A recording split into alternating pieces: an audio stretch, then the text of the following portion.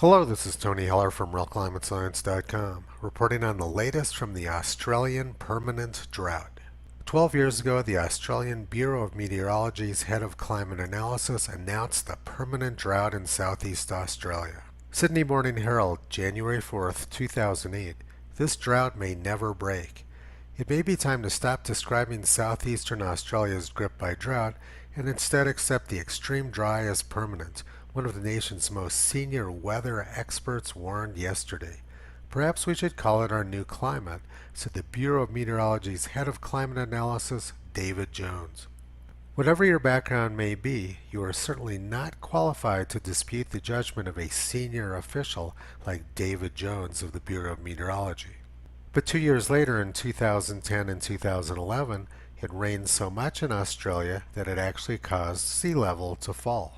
This drop in sea level was caused by the fact that water which was previously in the ocean was now resting on the land surface of Australia. And then once again last year, much of southeast Australia was on fire, and experts told us it was because of global warming and the permanent drought. But a year later, New South Wales is having their best rain since the 1997 floods. This is the biggest flood that I've seen here since the 97 floods. This is the house dam,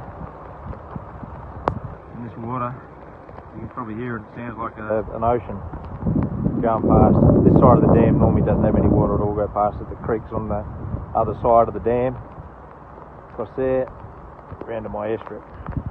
The red spot on this map shows where that video was filmed.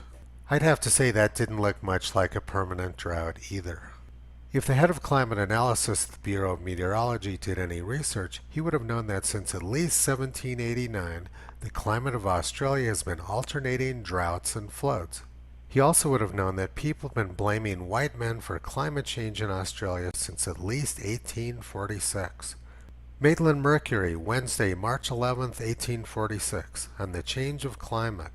That great changes have taken place in the climate of Australia, all testimonies satisfactorily prove. The Aborigines say that the climate has undergone this change since white man came in the country. He also would have known that people have been imagining climate change for the past 150 years. Brisbane Courier, Tuesday, January 10, 1871. Imaginary changes of climate. A plentiful crop of speculation from weather prophets and projectors and half-instructed meteorologists, and all the philosophic tribe of Laputa in general, to whom the periodical press now affords such fatal facilities.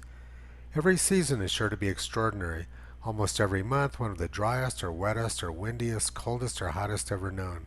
Much observation, which ought to correct a tendency to exaggerate, seems in some minds to have rather a tendency to increase it.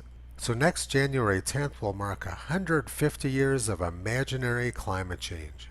Toto's glad he's not in Australia right now because he's not very tall and he might be having problems with all that permanent drought running across the land surface. You can visit Toto and Kyrie on the web at RealClimateScience.com.